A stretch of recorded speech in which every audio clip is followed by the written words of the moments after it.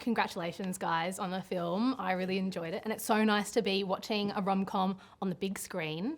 Yeah. With people. With people, getting the reactions. How does it feel to be in Australia premiering the film? It's so exciting. This is my first time. I love it. I need to come back when I'm not working. Definitely. But it's been great. The audiences have been great. People have been really enthusiastic and very supportive. Yeah. I feel like Australians are known for their sense of humor, so they've been very receptive to the movie. It's been nice. And it was nice to see so many people dressed up and everything at the premiere last night. It was really fun. Bros is the first gay rom-com released by a major studio. What do you think 18-year-old you would have... This is a gay film? Yeah, sorry, we should have told you. Oh my gosh, Yeah. I have to rethink my whole performance. You got this far. Just realizing. I think it would have been so impactful to see when I was a kid. A lot of the stories that we got were about gay men suffering and, you know, being in the closet and sort of about the challenges of being gay, and which are all very important stories to tell. But we didn't get many comedies, many joyful movies about being gay and about being single and gay and navigating dating and relationships and love. And I think it's really important.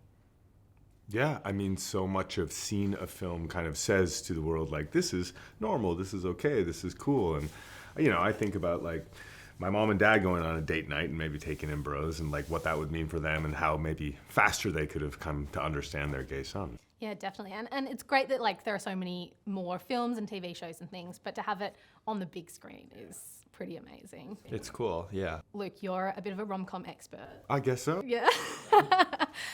How was this different in terms of with all the Hallmark films and stuff like that? How different did this feel for you? I mean, different and the same. I mean, it's really about two people falling in love. So many of the Hallmark movies that I've done and really enjoyed making is about people getting to slowly know each other and sort of fall in love. And that's very much Aaron and Bobby's story as well. So, I mean, Bros has definitely got some harder laughs and maybe a little bit more R-rated sex scenes.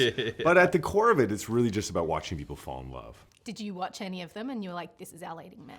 I have seen Luke's Hallmark movies, but I didn't really factor into casting him in this. He's a big fan of Lacey Chabert, so anything that she does. Anything. I don't miss a Lacey Chabert vehicle. Project. Yeah.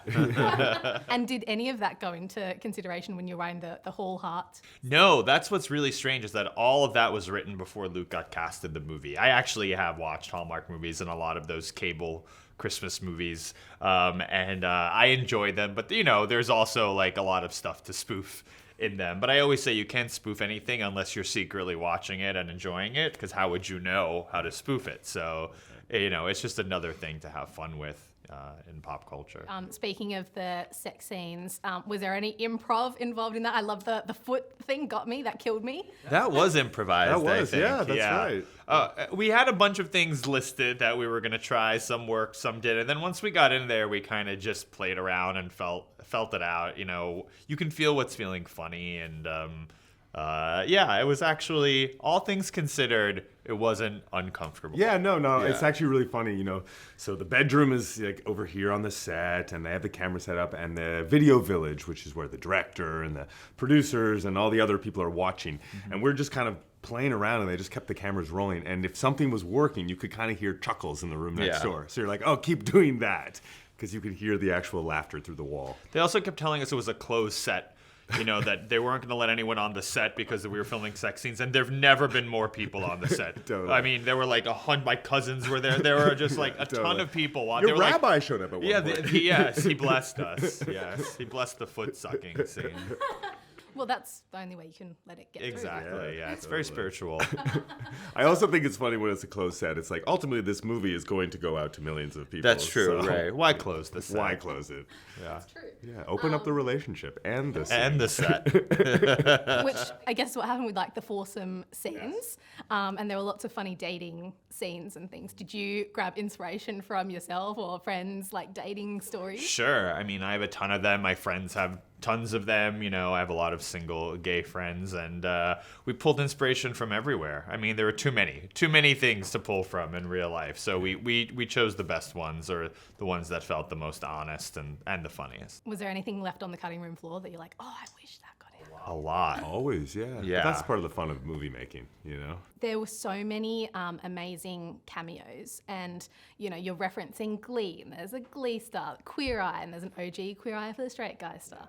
Was there anyone that you couldn't get? Because there are so many. I'm sure, yeah. But we got a lot. You know, it's pretty cool. I don't want to give it away, but at the end of the movie, we have a bunch of big celebrity cameos that pop up.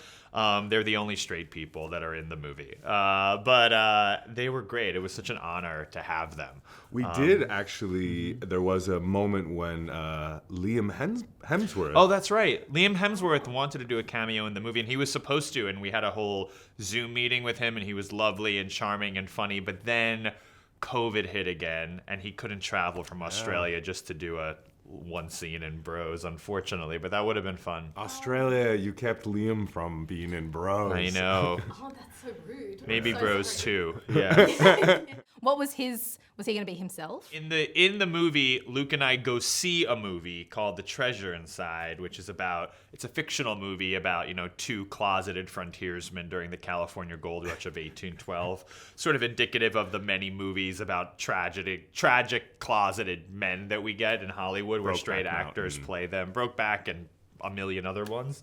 And we were going to shoot scenes from that movie. And Liam was going to be one of the tragic closeted frontiersmen. We never ended up shooting those scenes, but at one point we were going to, with Liam and Nick Jonas. Oh, amazing. Oh, that's so sad. But I mean, it was great to see like Deborah Messing. Yeah, she said it was the only time she's been able to curse on camera. So she had a blast doing it, and she's so funny in the movie. Amazing. You shared a tweet on your Instagram and probably on Twitter as well, of someone who saw the movie, and there was an elderly man there who watched it, was like in tears.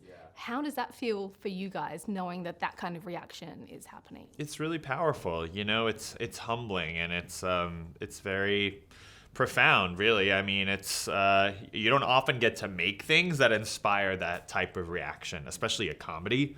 But that, you know, it speaks to how rare of a movie this is. We just don't have many movies like this that play on the big screen.